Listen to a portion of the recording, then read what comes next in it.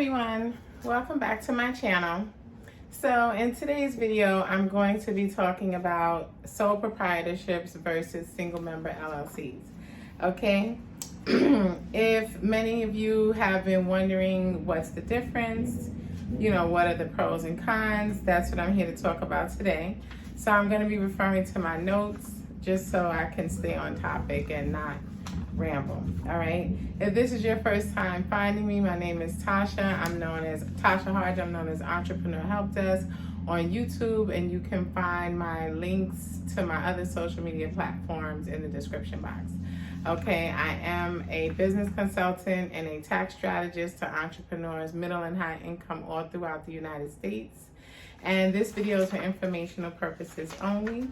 Okay, I use my channel to help others learn about taxes and entrepreneurship.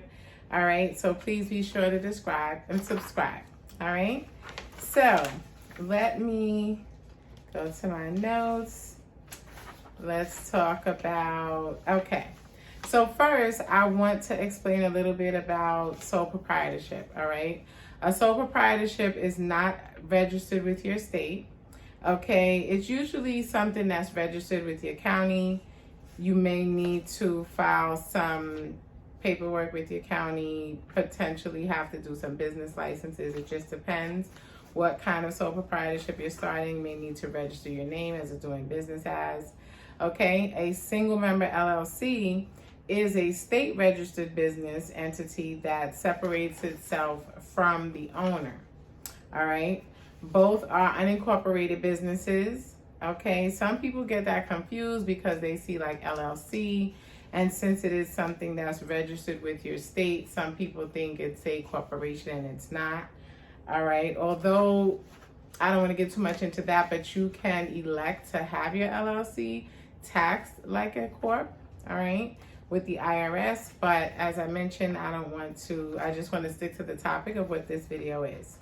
All right, so yes, they're unincorporated businesses, but the LLC you do register with your state.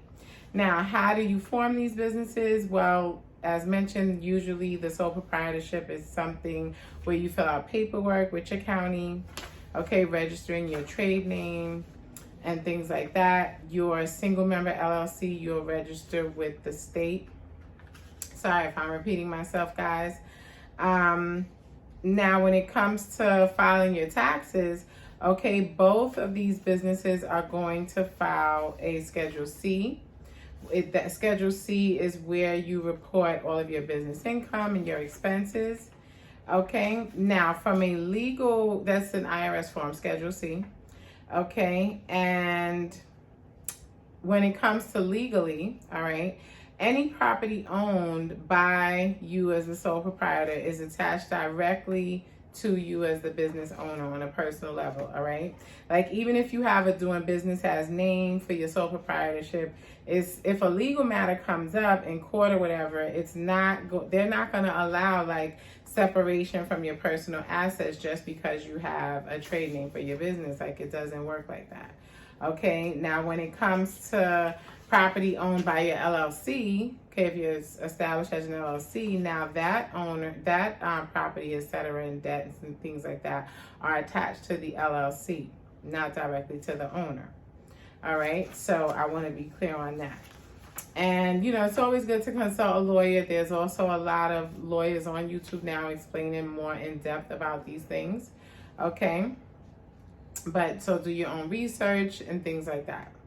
All right, now a frequently asked question about taxes that I hear come up a lot. A lot of people have asked, well, can the sole proprietor deduct business expenses the same way as an LLC does? The answer is yes. Okay, yes, you can. Whether or not you're either entity, either type, you are entitled to write off the business expenses as business tax deductions on your tax forms, okay? And as a matter of fact, you should definitely take my course on how to file taxes as self-employed, which the link will be in the description box. And if you're doing your own Schedule C or want to learn more about your Schedule C, I have a course on that as well, how to file and prepare your own Schedule C. Okay, another frequently asked question And I give a lot of great tips in those courses, guys. It's like really worth much more than what I'm charging for the course. It's like I teach you beyond the basics, all right? Now, another frequently asked question, do you need to have a federal tax ID number for your LLC? So like on the record, you're not really required to have an EIN for your business. Well, either term is interchangeable. You're not really required to do that. But if you plan to open a business bank account, if you want to hire other people to work for you, if you want to eventually apply for separate business credit, you're going to need a federal tax ID number, an EIN. You're definitely going to need that.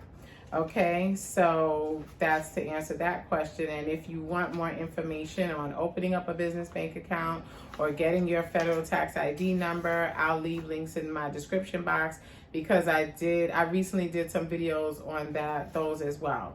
Okay, pretty quick, not too long. All right, and then I also wanted to mention that, you know, you can start out as a sole proprietorship and then down the road change over to an LLC. Like, that's totally fine. You know, that works. Some people kind of think, well, when is a good time to convert? It depends on so many factors. You know, sometimes I say to people, well, if you don't want to do the LLC right away, it's okay. Because sometimes it's good to make sure like you're really going to be in business. I've seen a lot of situations where people went through the extent of opening up the LLC, which you do have to pay filing fees for and things like that. And then later on to say, okay, well, I didn't even want to do this business. So it was like money wasted. So that's an issue, you know, a deciding factor for yourself. Okay. Can you hire others to work for you? Yes, but just keep in mind that if you're going to hire employees, you are going to be responsible for whether you're a sole proprietorship or a single member LLC. And I actually had someone call me with this the other day. They were like, you know, if I hire other people to work for me, do I have responsibilities when it comes to their payroll taxes? I'm like, yeah. So you are responsible for the employer portion of Social Security tax and Medicare tax, okay? And I may do a future video on that because, you know, that's like businesses are expanding, our small businesses are growing, our home businesses, whatever, we need help. You know, some people are hiring freelancers, some people actually need actual employees, even to work remotely from home. And so you really should get a good understanding of how all of that works. So definitely comment in the comment section if you'd like to see a future video on that. But I'm pretty sure I'm going to do one. But if I see more people commenting that you'd like one, I'll definitely do it. Okay. So I didn't want to keep you guys too long. Obviously, there's a lot of layers to these pros and cons and whether you should or shouldn't. It's always good to consult with a business consultant. Okay. If you found value in my video, okay, please be sure to click like so YouTube will help other people looking for this information find it. And also, if you would like guidance with your business or need tax advice or tax help, I do offer fee-based phone and video consultations. All right, and you can send me an inquiry email for more info, and you'll find my email in the description box, okay? So I thank you guys so much for watching, and I really appreciate all of the new subscribers. I'm just here to like help as many people as I can. That's always been my goal, to like spread the information to the masses, and that's what I've been doing. I really appreciate you all subscribing and all of you watching. Okay, and I'll see you in the next video. Bye-bye.